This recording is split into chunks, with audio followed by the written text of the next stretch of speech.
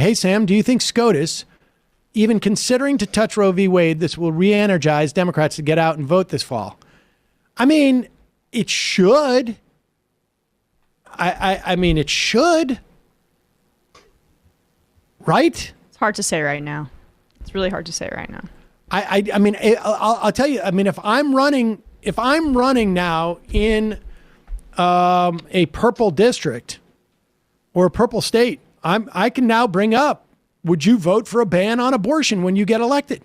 Because that is the perfect wedge issue. Because you know a certain percentage of their base, if they're running as a Republican, it could be 20%, could be 30%, could be 50, could be 60 or 70% of their voters don't want to hear this guy say no ban on abortion.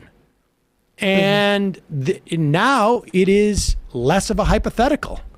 Well, and where we are in the primary season too, like they're just starting. I'm curious how this is going to affect the Republican primaries, because if you're in a purple district and the Democrat that wins, progressive or centrist or whoever, or incumbent, is running against someone who's an extremist because of this, they're more likely to have extremists winning the Republican primaries, which sets it up better for the general, for us. So this is the argument they always make against us. Now inverse it. The more extremists running in this climate is actually going to hurt them in these purple districts. So, but how does this play in the Republican primaries, to the extent that Ohio's happening today, for instance? But they're going to go harder on abortion, or they're just not going to talk about it in the primary? I think if you're an extremist on the right, you're going to mobilize around this, and especially in these smaller districts. I mean, this is, forget about Senate, but focus on Congress and state leg districts. Of course, they're going to, the most active radical people show up in the primaries, right? So I think it's going to help the far right out, who's already running a lot of extremists around the country. And essentially, if you are in a purple district, it'll affect you. The problem is when you get down to the state level, everything's gerrymandered to death, that who knows at the end of the day how much it's going to affect Democrats. We should also say on that note, just a New York State court a couple of days ago invalidated the congressional map that New York Democrats had written up.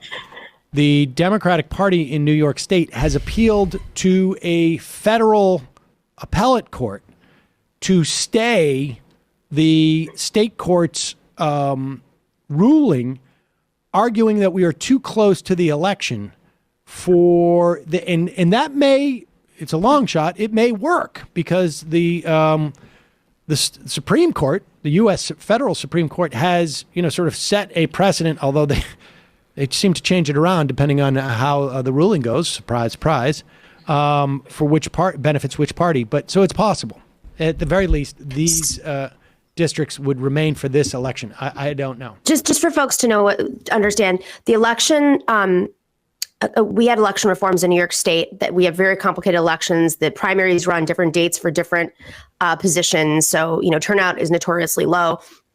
So they consolidated the elections once the IDC were voted out. The Senate consolidated the elections to June 26th. The congressional primaries used to be in June, and the leg primaries were in August. So now they're saying that the primaries would be moved to August, again, all of them, not just the state house, but the congressional as well. So it's the Senate and the congressional maps that are up for question. But now a young Republican Party leader has done the same thing for the assembly maps. So this is absolutely, the Republicans are not leaving any part of the country off the table at this point.